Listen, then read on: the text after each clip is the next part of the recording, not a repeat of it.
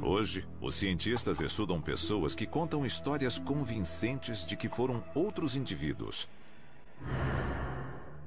Na Universidade de Virgínia, um grupo de psiquiatras usa a ciência para desvendar os segredos da reencarnação. Desde os anos 60, a Divisão de Estudos da Percepção coleta casos de crianças que alegam ter memórias de vidas passadas.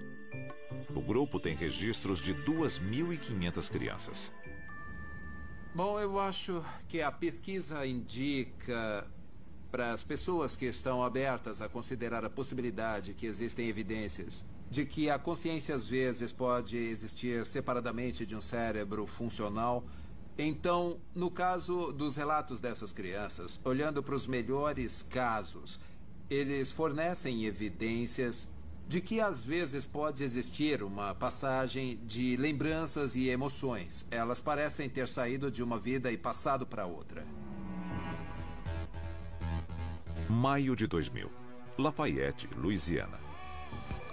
Uma mãe acorda ouvindo os gritos de seu filho de 2 anos. Ele estava deitado de costas e estava chutando com os pés para cima e batendo os punhos no ar, chutando, chutando e gritando com todo o ar dos pulmões. Andrea Leininger não consegue acalmar seu bebê James. Depois de algum tempo, ele volta a dormir. Ela acha que o pesadelo acabou. Mas, na verdade, é só o começo. Depois, na noite seguinte, aconteceu de novo. Foi a mesma coisa, com o mesmo movimento de chute. E quanto mais ele fazia, mais bizarro ficava, porque era uma coisa muito específica e muito repetitiva. Isso marcou o início de um dos casos mais bem documentados de uma possível reencarnação da história. Atualmente, James Leininger tem 12 anos.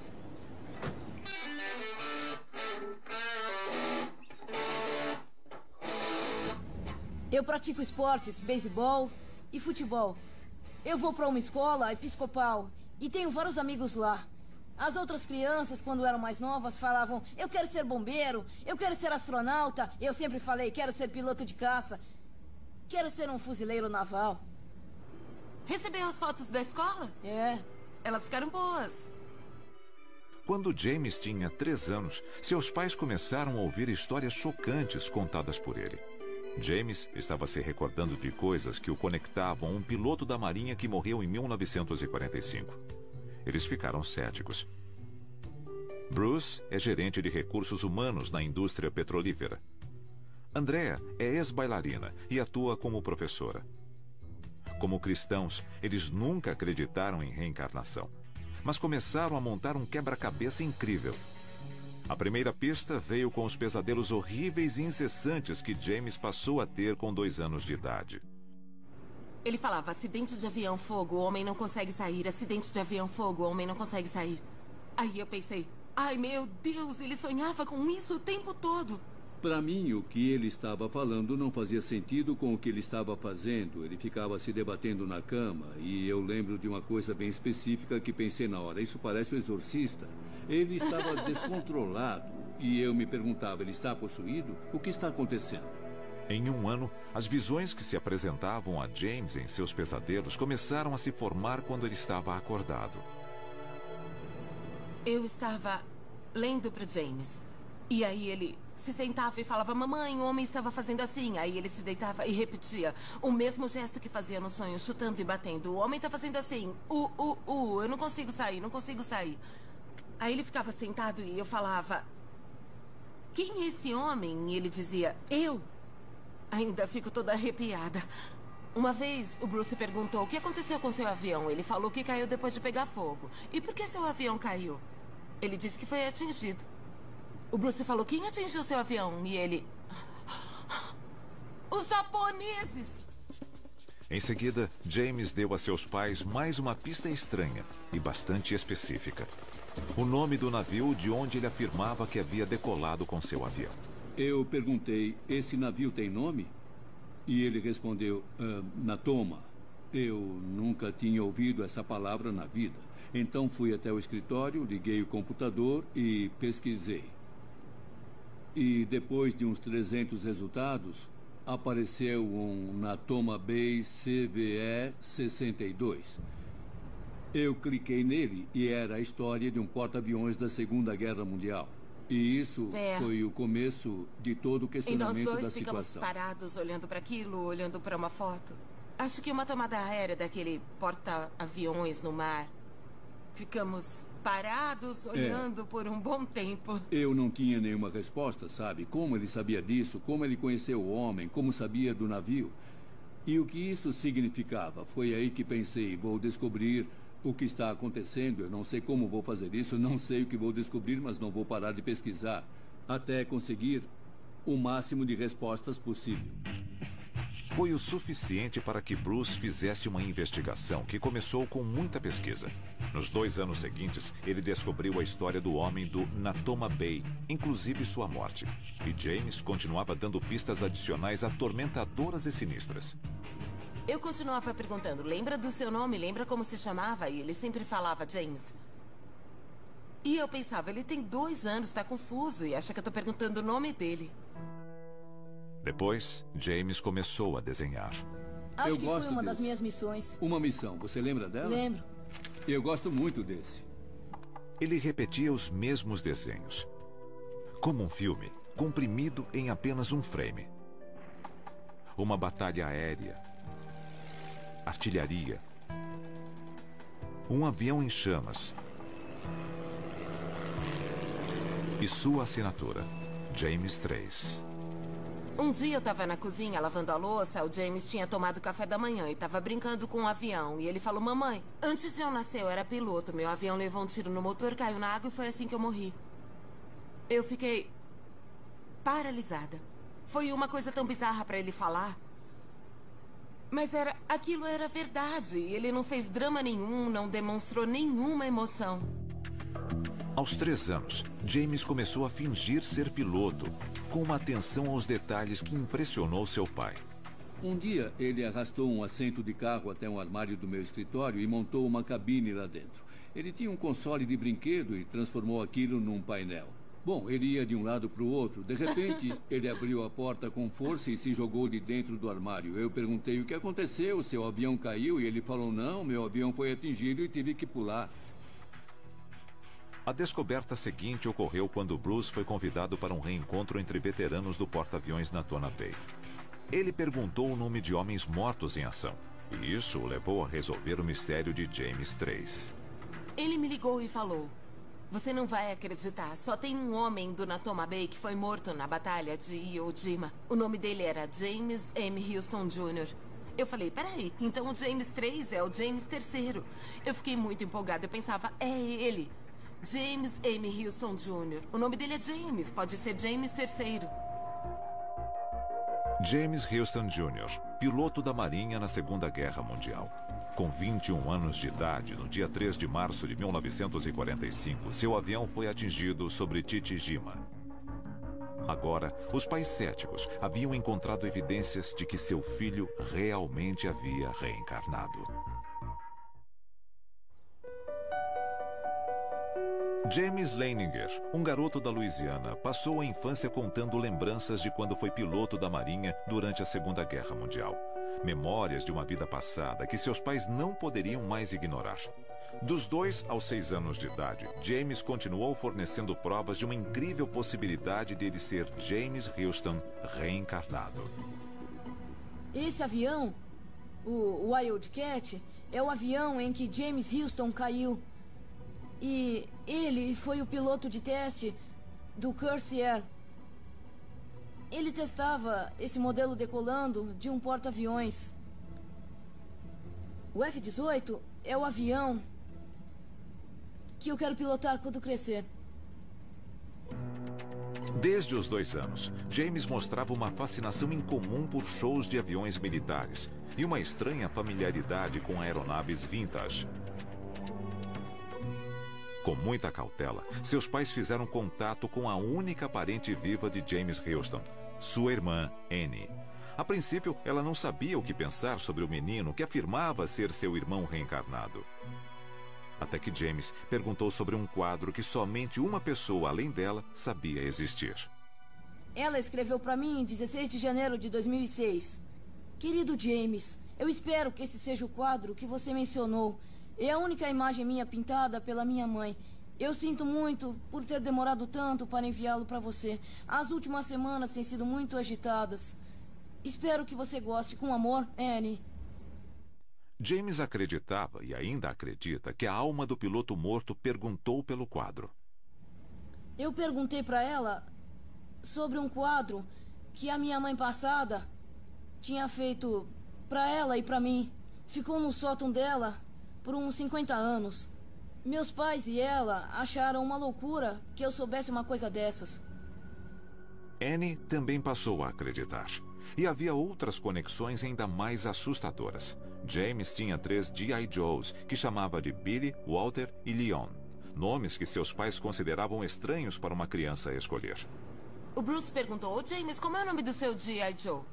E ele respondeu falando, Walter. E a gente falou, Walter? O Bruce perguntou, por que batizou seus bonecos de Billy, Walter e Leon? E ele, porque me encontrei com eles quando fui pro céu. Foi um daqueles momentos em que a gente sente o rosto quente. Demos uns passos pra trás, ele correu pro escritório, eu fui atrás, fechamos a porta, ele começou a mexer nos papéis assim. E eu falei, o que você tá procurando, o que você tá procurando? Ele encontrou um documento. Olhou e falou, Billy Piller, Walter Devlin e Leon Connor estavam no mesmo esquadrão do James Houston. Eu perguntei, quando morreram? Morreram antes? E ele jogou uns papéis, puxou outra folha, viu as datas das mortes e todos tinham morrido antes do James Houston. Todos voaram com ele. Apesar de o pai de James continuar cético de que a reencarnação fosse realmente possível, o que aconteceu em seguida foi sinistro. A gente estava limpando o jardim. Ele estava brincando nas folhas e eu falei, eu te amo muito. Ele respondeu, eu sabia que você ia ser um bom pai quando te escolhi. Eu falei, o quê? E ele, quando achei você e a mamãe, sabia que iam ser bons pais. Eu senti minha cabeça encolhendo até ficar bem pequena, sem cérebro. Perguntei, como assim quando nos encontrou? Ele falou, eu achei você e a mamãe. Achei vocês dois no Havaí. James contou a seu pai que viu os dois em um hotel cor-de-rosa. Foi onde os Leiningers estavam hospedados quando decidiram ter James. Bruce e Andrea foram cautelosos quanto a pedir ajuda de médicos e psiquiatras. Eles decidiram encontrar uma solução própria para a aprovação de James. A solução foi ir até o Japão, até o enorme mar onde o piloto James Houston Jr. morreu. O barco estava bem em cima do ponto onde os destroços do avião foram achados. O Bruce fez uma homenagem bem bonita e eu achei que aquele era o momento perfeito para eu falar. Bom, eu estava lá com o James e aí eu disse... O James Houston faz parte da sua vida praticamente desde que você nasceu e ele sempre vai ser uma parte importante de quem você é. Mas você tem uma vida como o James Leininger e está na hora de você se despedir do James Houston. E ele... Começou a chorar. Começou a chorar. E chorou por uns 20 minutos. Ele emocionou todo mundo. Foi a coisa mais triste que eu já vi. Todo mundo ficou... chorando. James Houston. Goodbye, James and Houston. Good job.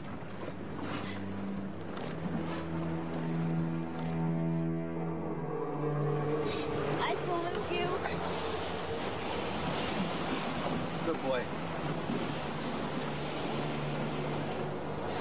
You're so brave. You're such a brave soul.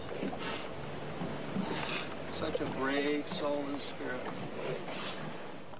Foi estranho quando a gente voltou do mar. Alguma coisa tinha mudado. Ele deixou alguma coisa. De verdade, foi muito concreto, dava pra perceber. Ele chorou e tudo mais, o que aconteceu, mas ele estava pronto pra seguir em frente. E foi o que ele fez naquele dia. Foi o ponto onde tudo mudou.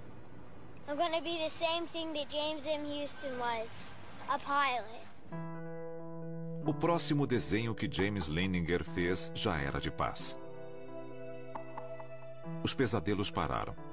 As lembranças começaram a desaparecer. Eu não quero que ele lembre de nada dessa vida passada. Ele tem a vida dele e eu não quero que ele fique perturbado ou confuso. Ele é o nosso filho, sabe? E não o James Houston. E tem uma vida pela frente. Atualmente, James Leininger não se lembra de nada específico sobre a alma que costumava atormentá-lo. Aos 12 anos, ele é um menino normal, cujo quarto diz algo sobre quem ele é e sobre quem ele acha que já foi. Eu sou escoteiro. Eu sou escoteiro de primeira classe no meu grupo. Esses são os livros que eu tenho sobre Chichijima. Livros da escola. Armas de pressão. Minha bolsa de dinheiro. Meu telefone. Eu não sei quando ganhei isso. Mas é o terço da minha avó. E minha coleção do Guerra nas Estrelas. E um quadro do Esquadrão. James não fala muito sobre as lembranças de sua vida passada com os amigos, mas não esconde nada se seus colegas de classe encontram alguma reportagem na internet. Para James, a reencarnação é um fato de sua existência. É parte de sua alma. Eu acho que o espírito que eu costumava ter quando eu tinha uns 4, 5, 6 anos foi embora. Sou o James agora. Não é... Eu ainda tenho James Houston em mim. Eu acho. Mas agora não é uma coisa ruim. É mais a parte de paz da história da vida dele. Em vez do acidente de avião e da morte dele. Eu não penso muito na minha história agora. Eu não costumo falar sobre isso. Mas se as pessoas me perguntarem, eu vou responder. Bom, eu fui cético desde o começo. Eu ainda tenho muita dificuldade para falar isso realmente aconteceu, sabe? Mas aconteceu. Então a questão é como aconteceu, eu não sei. Por que aconteceu? A gente pode dar uns palpites, mas o fato é que isso acontece. Então as pessoas deviam prestar mais atenção, não devem ignorar porque é uma criança de 2 anos falando uma coisa que parece sem sentido para você.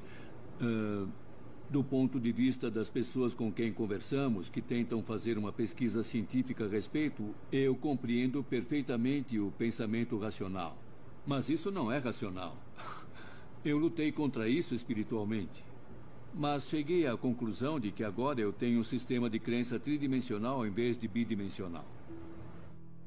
Na divisão de estudos da percepção da Universidade de Virgínia, o Dr. Jim Tucker examinou James Leininger. Tucker desenvolveu o que chama de escala de força do caso para a reencarnação. James foi avaliado como quase perfeito. A idade média, quando começam a mencionar, é de 38 meses. Geralmente 2 ou 3 anos quando começam. E algumas crianças falam sobre essas coisas a qualquer hora do dia ou da noite. Às vezes o caso começa com pesadelos, como foi no caso do James Leininger.